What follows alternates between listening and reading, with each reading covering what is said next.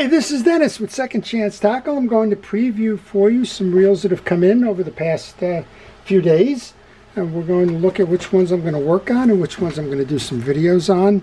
And try to give you previews of those that I haven't put in my library. And we'll see where this one takes us. So fortunately, didn't get a lot of boxes this week. And I say fortunately because I've got a big backlog of some party boats, charter boats, and I need to work those off, so it'll probably give me a little bit of a break from doing some mail-in reels. But that doesn't discourage you. If you have a reel that needs repair or service and you would like me to do that, please contact me on email on the business card that follows. I'll be happy to provide you with that repair information. So before I get started, I do want to thank our first responders and essential personnel and all of those folks that are involved in keeping us safe during the pandemic. Yep, I know where the pandemic is waning down here, but that doesn't mean that it's safe to go back in the water, if you will. We do need to make sure that we do continue to take the precautions and that we do thank the first responders and essential personnel and everybody involved in keeping us safe during these trying times. So let's get started. So I showed you this one as a flea market find. I haven't had a chance to address it yet, and I want to take it fishing. So we're going to go work on this one. This is a Tikka. It's the Gemini GN300. It's a beautiful reel. It's a level line reel. This one has braid on it. This one came with the Tikka pole and with the reel all attached, and I think I got it, if I remember, for about $60. It wasn't that expensive, but I do like Tikkas. I typically fish the smaller version, the ones that look like the Abu Ambassador 5000s. But this is a bigger one. It's meant for salt water, and I'm ready to tune this one up. As a habit, I like to make sure that I tune up all the reels that I'm going to take fishing, because I don't know what's inside these. I don't know the service histories of them, and it's always a good idea to make sure that you do your servicing rather than have these things fail on you as you go to take a cast. That's kind of the worst thing that can happen, right? All right, so we'll do the Tikka, and I will do a video on that one to show you how that one is made. It is a beautiful reel. All right, next up I got one of these come in. It's a Pen Pier. It's a 209. I just finished one for Julio. This one's got a decided skip in it. And if you notice, two things. The line guide is not in the center bar, and the line guide is not moving. Now, to test, if you turn this over and your worm gear isn't turning, that means you have a problem in the transmission side. So this most likely is a idler gear. This is what the idler gear looks like. It's a plastic piece, and chances are it's missing some teeth in here.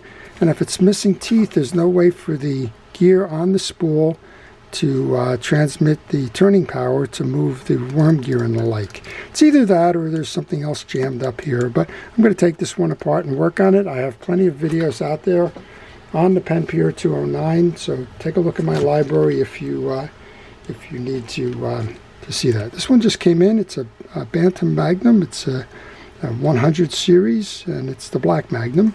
That means it's a Shimano, and it's a Shimano reel. These are beautiful reels. They're a little bit dated, but boy, they still can go fishing.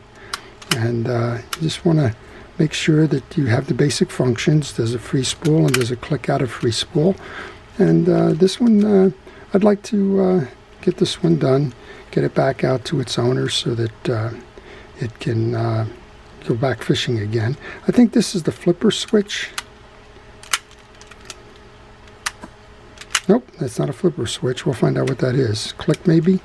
Nope, no, it's not that either. We'll find out what that override is as we take care of that. Then we have a Pen Warfare. This one looks like it's been through the war. It's got a lot of dirt and dust and grease and grime and hasn't been taken care of, but it seems to be working. And this was a popular reel for a couple of years. It kind of replaced the 310 series of the GT. And it's got a high-speed gear. That's why you got the knockout here.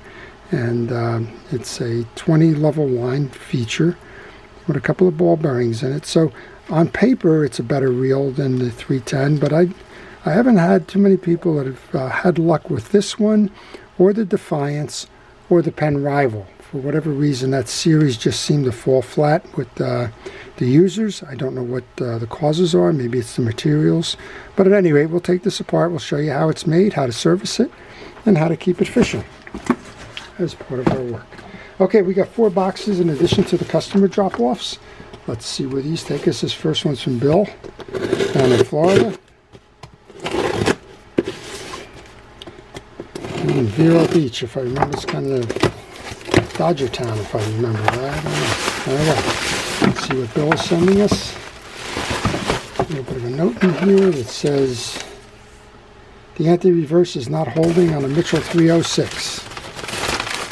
Okay. On Mitchell 306. Well, this is our anti-reverse function. It seems to be holding right up. There you go. So there is a skip in this.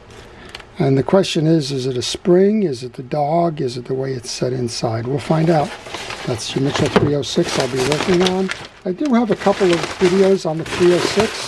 So probably won't do that one as a video, but we will get that back to Bill as soon as possible. Hopefully we'll go fix that. Next one up is from Jeff in Illinois. It's amazing the reach of the YouTube and the internet. I've got folks following from around the world, and I get fishing reels mailed from everywhere. Okay, we have a Fluger here. So Fluger has had an interesting company history, and I think it's now actually part of the Penn Pure Fishing line along with Shakespeare. I believe Fluger and Shakespeare merged later in the business cycle of both. I don't have a note with this one, so this should be interesting. Well, we don't have a Fluger here. We have a Mitchell in a Fluger box. All right, we got a Mitchell 300, and something isn't working with that, so we'll let's see what Jeff says.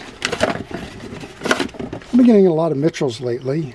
We just did a 304, which 604 rather. Restore operationally sound condition. So I guess it's not working the way it should, and we'll do our best, Jeff, to get that reel working for you. All right, that's a Mitchell in a Fluger box for Jeff. I've got quite a few 300 series videos out there. If you're interested, please check my library. Just go search Second Chance Tackle and put in Mitchell. You should be able to find that in my library pretty easily. All right, next one up comes from Bob. He's in my home state of New Jersey here. I think if I remember, this was going to be a Penn reel. Yep, this is the Penn 975. We just did the 975 lever drag, and we've also done the 975 as a reel. So let's see what we will do here. Just checking for any notes from Bob. Can't seem to get it working right. The clutch button seems to stick, and the click back doesn't happen every time it's depressed. There you go. So this one is not firing back, and we'll go figure that one out. One of the issues with all of these round bait casters for some reason is that free spool release. So it's not just the Penns. I see a lot of that with the Abu lines, and just about every round bait caster that gets out there. Usually it's dirt, but it sounds like Bob has had that one apart, so it's not dirt. Something mechanical going on there, and we'll see what we can do. Okay, the last one comes from John. I know what this one is. This is a reel in a bag project. It's a live liner, and it's the live liners from Penn are a little bit nightmarish, and it's not unusual for somebody to take it apart and then say, what did I do? So I think we have one of those here. It's a Penn 6500 live liner. We have the bail assembly is off of a whole bag of parts here. So we got a reel in a bag project, and boy, he really went to extremes to take just about everything off of this reel. So we'll try and get that one back to John in one piece as opposed to a bunch of pieces, and we'll see what we can do to make this stuff work. In addition to all of the reels that I have for a couple of charter boats that they've been busy now. The customers are coming in, they're renting the rods and breaking them. The rods and the reels. So I'll do my best to keep those guys in business as well. So please stay tuned. If you'd like to see these, the best way to do that is to subscribe. That way you won't miss any of the ones I'm posting. Boy, this one's really got me confused. You won't miss any of the ones that I'm posting. If you have any questions on these reels or any reels, or if you'd like to see one of the reels that I don't plan on doing, please leave them in the comments section. And again, if you have a reel that needs service and you're interested in our repair services, please just drop me a line on the business card that follows by email, and I'll be happy to provide you with that service information. So this is Dennis with Second Chance Tackle. Have a great day.